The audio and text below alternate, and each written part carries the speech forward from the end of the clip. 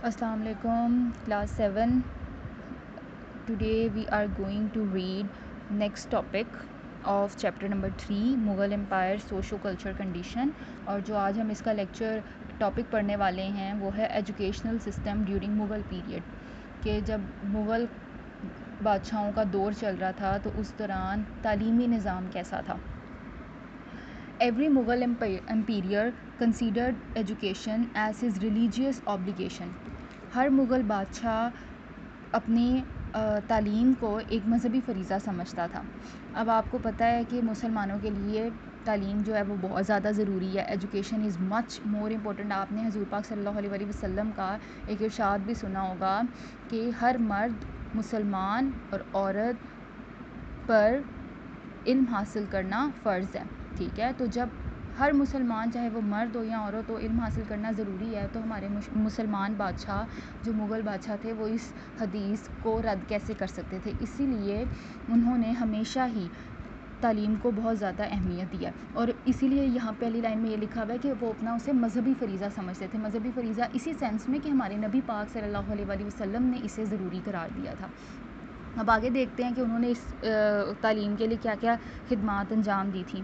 Many emperors established schools in different parts where free education was imparted and prominent scholars were appointed to spread the light of knowledge. اچھا class, میں نے آپ لوگوں کی آسانی کے لیے نا بک کے اوپر ہی میننگز لکھ دی ہیں.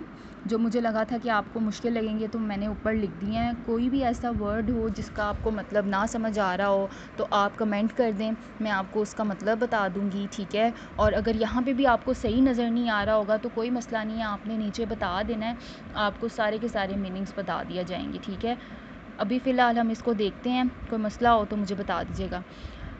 وہ لائن دوبارہ سے پڑھ لیتے ہیں. Many emperors establish schools in different parts where free education was imparted. بہت سارے شہنشاہ، امپیریئرس کہتے ہیں بادشاہوں کو، انہوں نے بہت سے اسکولز قائم کیے تھے. ان ڈفرنٹ پارٹس، مختلف جگہوں میں، اس شہر کے اندر، ملک کے اندر ڈفرنٹ جگہوں پہ انہوں نے اسکول قائم کیے تھے جہاں پہ مفت ایجوکیشن مہیا کی جاتی تھی. And prominent scholars were appointed, اور بہت زیادہ مشہور علماء، اسکالرز، علماء وہاں پہ مقرر کیے جاتے تھے. To spread the light of knowledge, علم کی روشنی پھیلانے کے لیے.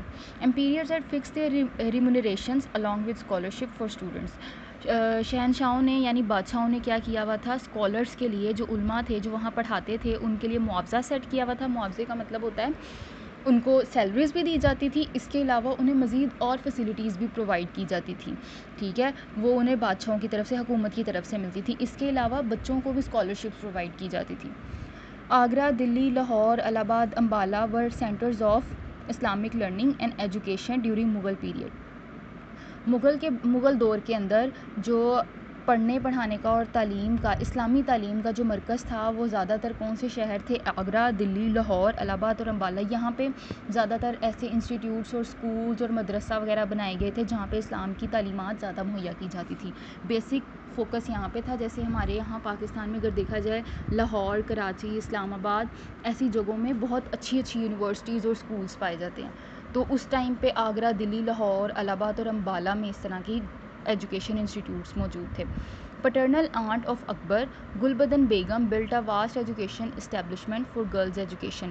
اکبر کی جو پھپھو تھیں جن کا نام تھا گلبدن بیگم، انہوں نے بھی خاص طور پر لڑکیوں کی تعلیم کے لیے ایک بہت بڑا مدرسہ جو ہے وہ قائم کیا تھا. ان دا رین آف اکبر، اکبر کے دور کے اندر، دا ایفرٹس آف ملا عبد النبی and Maulana Abdullah Sultanpuri, seminars were established and means of substance were provided to scholars. Akbar کے دور کے اندر جو ملا عبد النبی تھے اور مولانا عبد السلطان پوری تھے، انہوں نے اپنی کوششوں کے ذریعے بہت سارے سیمینارز قائم کروائے، اور جو اسکالرس تھے، علماء کو بہت زیادہ سبسٹنس کا مطلب ہوتا ہے سہارا دیا گیا. سہارا ان دا سینس کہ ان کو اپریشیٹ کیا گیا کہ وہ مزید سے مزید نالج حاصل کریں اور بچوں کو تعلیم دیں.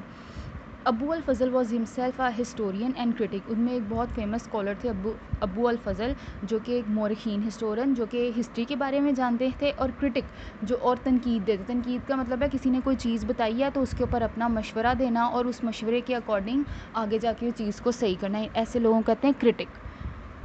ان دا سیم ایج، اسی ٹائم میں، Akbar compiled a book to instruct children. Akbar نے ایک کتاب بنائی جس کے اندر